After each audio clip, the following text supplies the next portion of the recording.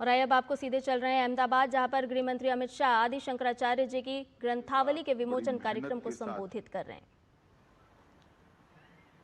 गुजराती युवाओं को विशेषकर आचार्य शंकर के ज्ञान सागर में गोता लगाने का जिन्होंने मौका उपलब्ध कराया है, ऐसे श्रीमान गौतम भाई पटेल, सभी लोग जरा जोर से गौतम भाई के लिए ताली बजाइए जरा। मेरे साथी ट्रस्टी श्री परेश भाई अमीन, श्री प्रशांत भाई अमीन, श्री हर्षद भाई शाह और आज के कार्यक्रम में उपस्थित सौ अहमदाबाद के सुज्ञजन, आप सभी को मेरा राम राम। आज मेरे हिसाब से गुजरात के लोगों के लिए आदि शंकर रचित ज्ञान सागर को अपनी ही भाषा में उपलब्ध होना ये बहुत बड़ी, गुजरात के वाचकों के लिए एक प्रकार से बहुत बड़ी घटना है। और मैं थोड़ी डिटेल बात करना चाहता हूं। मैं और प्रवीण भाई लहरी सोमनाथ ट्रस्ट में भी ट्रस्टी हैं। तो प्रवीण भाई जब सोमनाथ ट्रस्ट से इसको प्रकाशित करने का प्रयास कर रहे थे, फिर कोई न कोई कारणों से चीजें आगे बढ़ती गई और इतने में मैं सस्तु साहित्य संस्था के साथ जुड़ा और सुरेश जी ने भी बड़े आग्रह से कहा कि ये काम पूर्ण होना चाहिए, समय पर पूर्ण होना चाहिए। तब मैंने मेरे साथी ट्रस्टियों से बात करी, सबने बड़े उत्साह के साथ इस बात का स्वागत किया और आज मुझे ट्रस्ट के अध्यक्ष के नाते बहुत आनंद है कि आज सस्तु साहित्य के माध्यम से ये काम हो रहा है।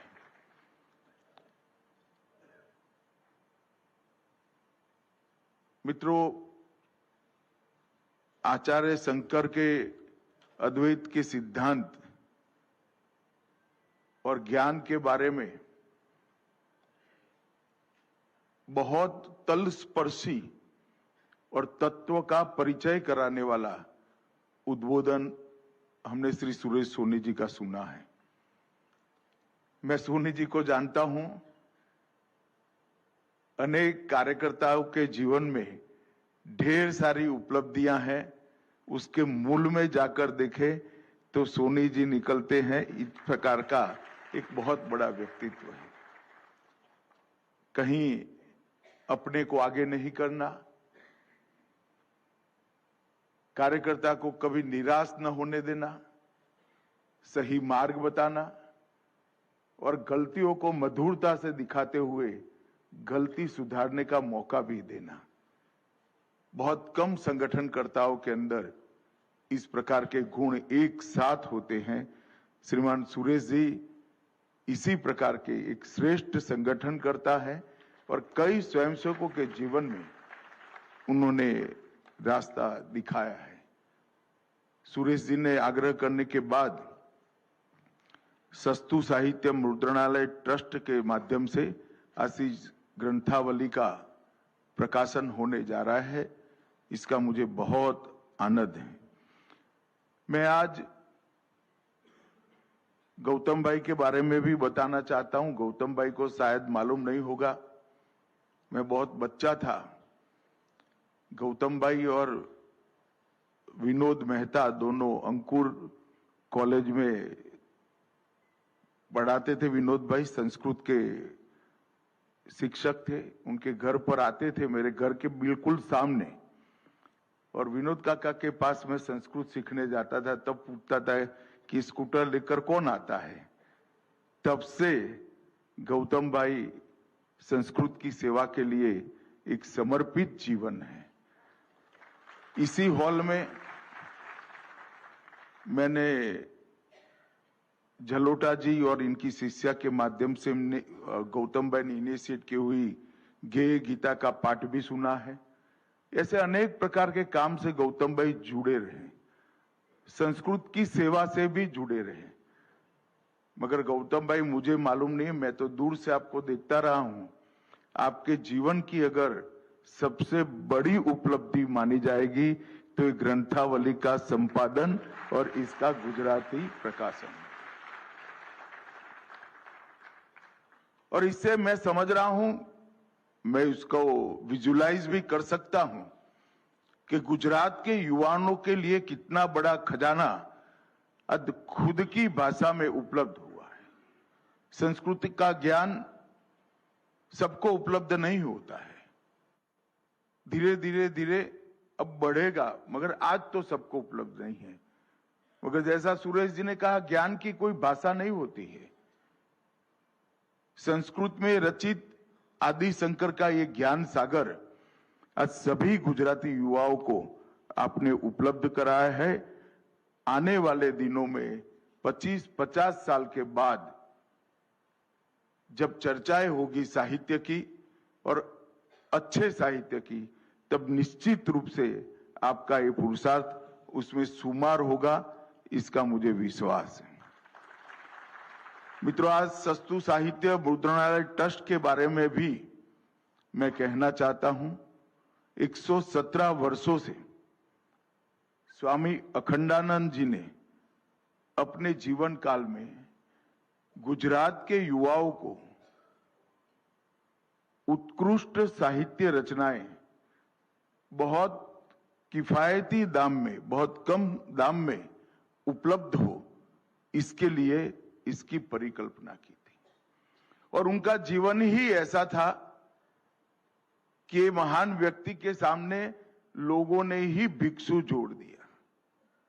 समाज के लिए भिक्षा मांगते मांगते भिक्षु अखंडानंद ने आयुर्वेद हो, साहित्य हो, सनातन धर्म का साहित्य हो या समाज में उच्च विचारों को प्रस्तापित करने वाला साहित्य हो, इस सब के लिए जो जीवन प्रस्तापित की, पूरा जीवन खर्च किया और एक ही जीवन में एक बहुत बड़ी संस्था इन्होंने प्रस्तापित की और अपने जीवन काल में अनेक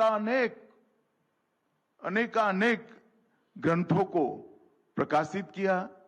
श्रीमद् भगवद गीता हो, महाभारत, रामायण, योग वशिष्ठ, स्वामी राम तीर्थ के उपदेश हो, राम कथामृत हो या नीति विषयक ग्रंथ हो।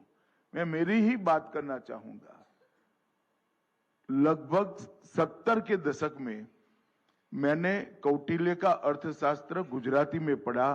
वो सस्तु साहित्य ने छापा हुआ कौटिल्य का अर्थशास्त्र। इस प्रकार के अनेक ग्रंथों को उन्होंने गुजरात में उपलब्ध कराया।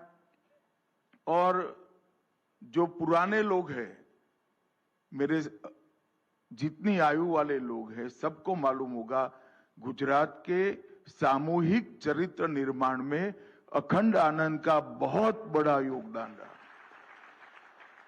अखंड आनंद ने सत्व से भरपूर कई साहित्यिक सामग्री को एकत्रित कर बहुत सरल तरीके से युवाओं को देने का काम किया।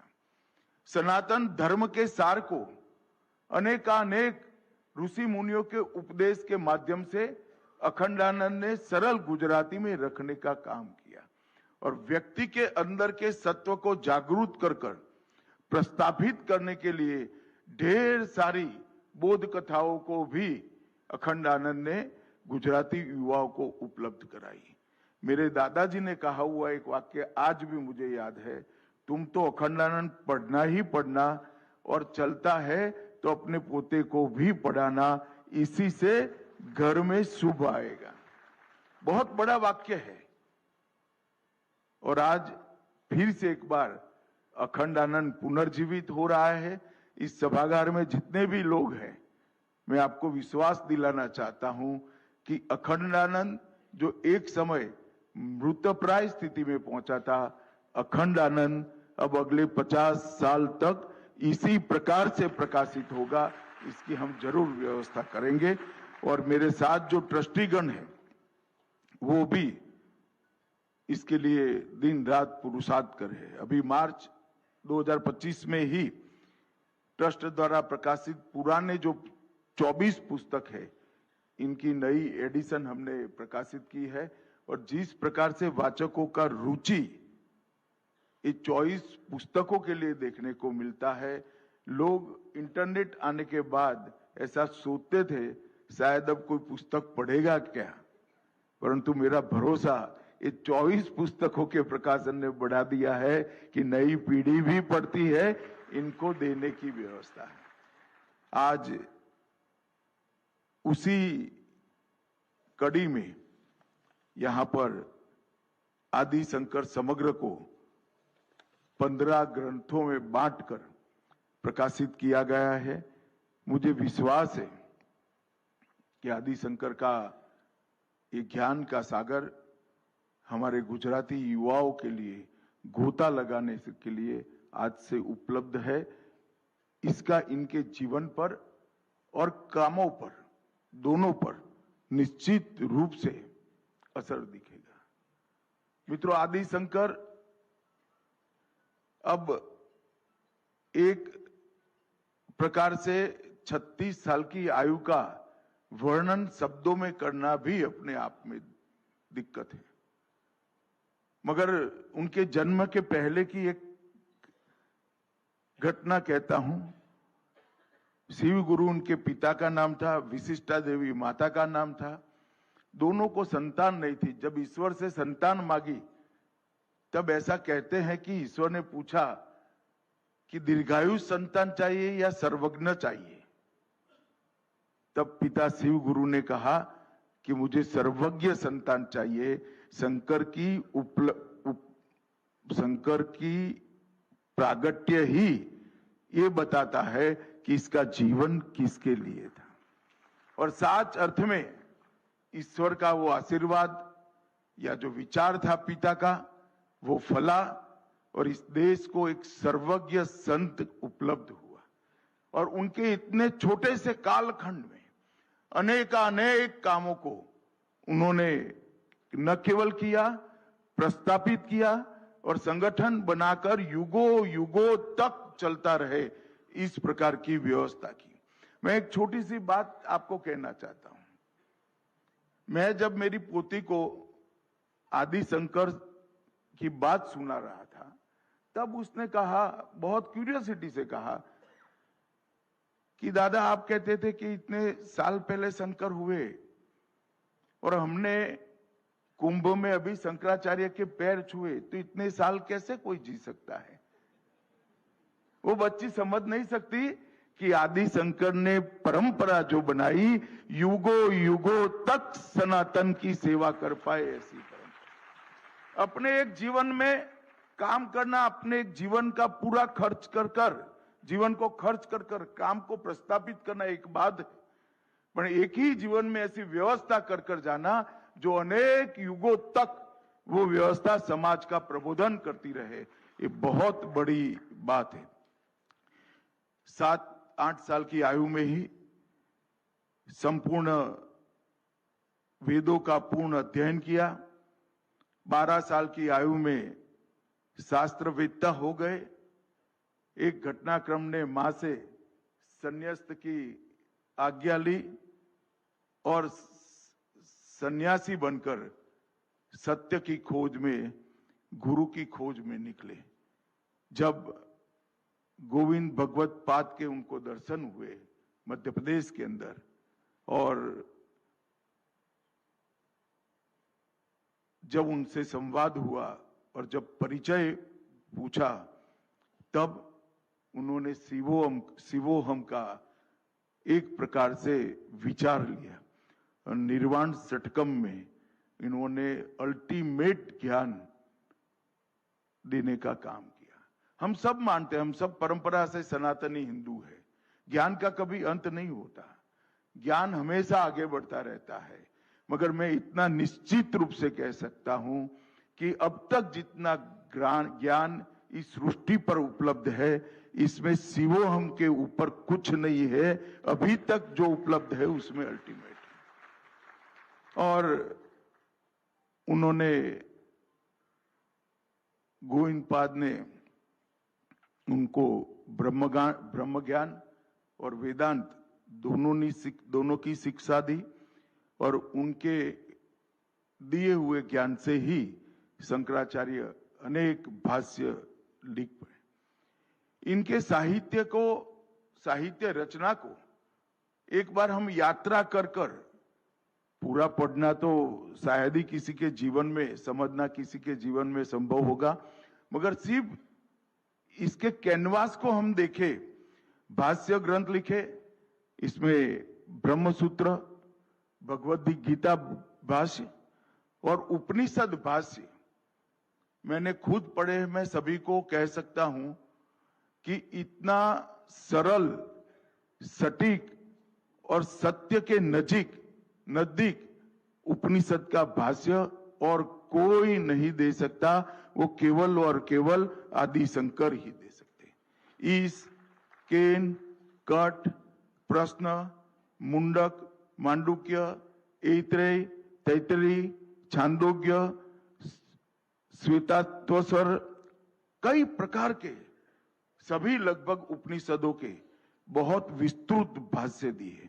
स्तोत्र ग्रंथ लिखे, उसमें आनंद लहरी, गोविंदाष्टकम, दक्षिणामूर्ति स्तोत्र, 10 श्लोकी, यति पंचक, पंचपदी, मणि पंचक, हरिहर स्तोत्र, सोपान पंचक, शिवभुज प्रयाग, ये सारे स्तोत्र एक माला में रखकर आप देखेंगे तो उस वक्त के समाज में जितने प्रश्न थे, वो सभी प्रश्नों का निराकरण आपको इस स्तोत्र में से मिलेगा। और सनातन धर्म के लिए जो आशंकाएं निर्मित हुई थी, ढेर सारे कुरिवाज आ चुके थे उस वक्त, बौद्ध, जैन, कापालिक, तांत्रिक, अनेक प्रकार के मत अस्तित्व में आ गए थे, और एक पूरे भारत का मूल विचार धुंधला सा बना हुआ था। अगर आप स्तोत्र ग्रंथों को क्रमबद्ध रूप से अभ्यास करेंगे तो सारी आशंकाओं का निरसन आदि शंकर ने अपने एक ही जीवन में कर दिया। ये बहुत बड़ी उपलब्धि है। जितने भी किंतु परंतु थे, इसके तर्कबद्ध जवाब आदि शंकर ने उपलब्ध कराए। और प्रकरण ग्रंथों में भी उपदेश शास्त्री, तत्वबोध, निर्वाण मंजरी, विवेक चूड़ामणि, मेरा युवाओं को आग्रह है कि अब गुजराती अनुवाद और भावानुवाद उपलब्ध है, विवेक चूड़ामणि जरूर जीवन में एक बार पढ़ना। विवेक चूड़ामणि, वेदांत सार, कई प्रकार के प्रकरण ग्रंथ भी उन्होंने लिखे। आदि शंकराचार्य ने केवल विचार नहीं दिया, उन्होंने भारत को विचार के साथ साथ संयोजन भी दिया। कि सिर्फ ज्ञान नहीं दिया, ज्ञान का आकार भी दिया, और सिर्फ मोक्ष का विचार नहीं दिया, मोक्ष तक पहुंचने का मार्ग भी प्रशस्त कर रख दिया। अपने एक जीवन में बहुत कम लोग इतना कर सकता है। इतनी अल्पायु में कई बार देश की पदयात्रा की, एक प्रकार से पैदल चलती विश्वविद्यालय का उस जमाने में रोल आदि शंकर ने करा। सिर्फ पैदल यात्रा नहीं की, भारत की पहचान को प्रस्थापित किया। 4 दिशाओं में 4 मठ बनाए, ज्ञानदीप की स्थापना की, और पूर्व, पश्चिम, उत्तर, दक्षिण चारों दिशाओं में सनातन की ध्वजा को फहराने का काम किया। ये 4 मठ एक प्रकार से सिर्फ एक धार्मिक केंद्र नहीं बने, ये चारों मठ के तत्वाधान में सारे वेद और उपनिषद को बांटकर उसके संरक्षण और संवर्धन का उन्होंने हमेशा के लिए एक स्थान बनाया।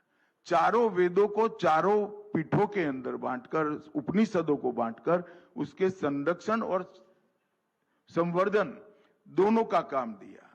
इन्होंने अखाड़ों की भी स्थापना की, एक संगठन का निर्माण किया जिससे सनातन धर्म कठिन से कठिन अवस्था से भी गुजरे तो कभी काल बाह्य न हो ऐसी व्यवस्था करी, और 10 नामी संप्रदाय की स्थापना करी। और ये 10 नामी संप्रदाय के 10 नाम देखेंगे तो पृथ्वी पर पर्यावरण और नगर मतलब रहने की पूरी व्यवस्था, इस सभी को ये 10 नामी के अंदर बांटकर इस सन्यासियों को एक दिशा देने का काम किया। हिमालय से कन्याकुमारी तक 51 शक्तिपीठ, 12 ज्योतिर्लिंग, 7 पुरी और 4 धाम, किसी भी जगह जाएंगे और तीर्थ पुरोहित आपको वो धामों के लिए अगर कोई शास्त्रोक्त विधि कराएगा, मेरा मानकर चलना वो विधि के रचयिता आदि शंकर ही होंगे और कोई नहीं। ये बहुत बड़ी उपलब्धि। आप गंगा जी जाओ, यमुना जी जाओ, नर्मदा जी जाओ, जब नदी का पूजन करोगे तो जो श्लोक बने होंगे, पूजन पद्धति बनी होगी, वो उन्होंने ही बनाई। और सालों तक प्रकृति की पूजा से लेकर सनातन के मूल तत्व को पहचानने तक का रास्ता आम लोगों के लिए भी प्रयास प्रशस्त किया। जीवन में कई सारे शास्त्रार्थ किए, कई सारी शंकाओं आशंकाओं का निरीक्षण किया। कुमारिल भट्ट और मंडन मिश्र, ये दोनों के साथ उनका संवाद आज भी भारत भूल नहीं सकता। और जब उभय भारती को अध्यक्षता करने का काम दिया, वो आदि शंकर के अलावे कोई नहीं कर सकता। इन चर्चाओं में वेद प्रामाण्य, कर्मकांड बनाम ज्ञान मार्ग, ब्रह्म आत्मा की एकता अद्वैत, संन्यास्त और गृहस्थ दोनों के दायित्व, समाज में भेदभाव, ऐसे मूल तत्वों को उन्होंने अपने शास्त्रार्थ के अंदर समाहित कर और इस सारी शंकाओं का समाधान कर उन्होंने बहुत अच्छे तरीके से सनातन धर्म को प्रस्थापित करने का, निराकार बनाम साकार, ये द्वंद्व को भी उन्होंने ही समाप्त किया।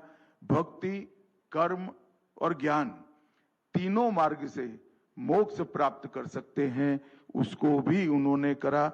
और जब दर्शन को जन भाषा में उतारने की बात करते हैं, तब मैं एक ही पद का नाम देना चाहता हूं, भज गोविंदम को एक बार आप पढ़ लीजिएगा तो मालूम पड़ेगा, किसी से सीख भी लीजिएगा तो मालूम पड़ जाएगा कि किस प्रकार से दर्शन को जन भाषा में लोक भोग्य बनाकर लोगों के सामने रखते हैं।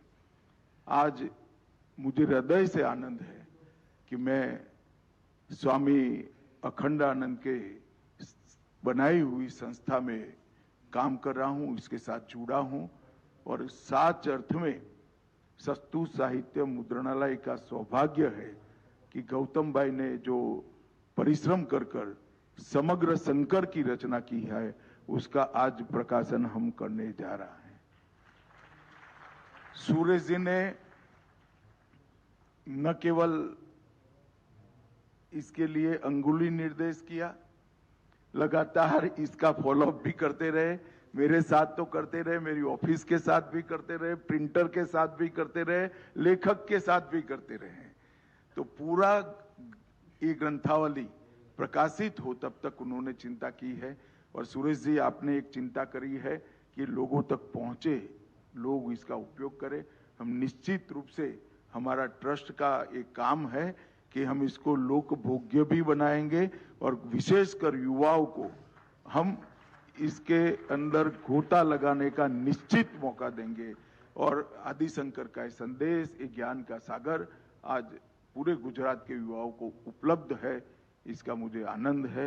मैं सभी, आज बहुत सारे लाइब्रेरी के साथ जुड़े हुए लोगों को भी हमने यहाँ आमंत्रित किया है। मैं सभी को विनंती करना चाहता हूँ कि जो परिश्रम हुआ है और ये जो ज्ञान को सरल कर अपनी भाषा में रखने का प्रयास किया है, वो विशेषकर हमारे युवाओं के साथ पहुंचे, किशोरों के पास पहुंचे और सबके जीवन में ज्ञान का प्रकाश हो। यही अभ्यर्थना फिर से एक बार प्रवीण भाई लहरी, सुरेश भाई और सुरेश सोनी जी और गौतम भाई तीनों का मैं हृदय से धन्यवाद कर मेरी बात को समाप्त करता हूं। वंदे।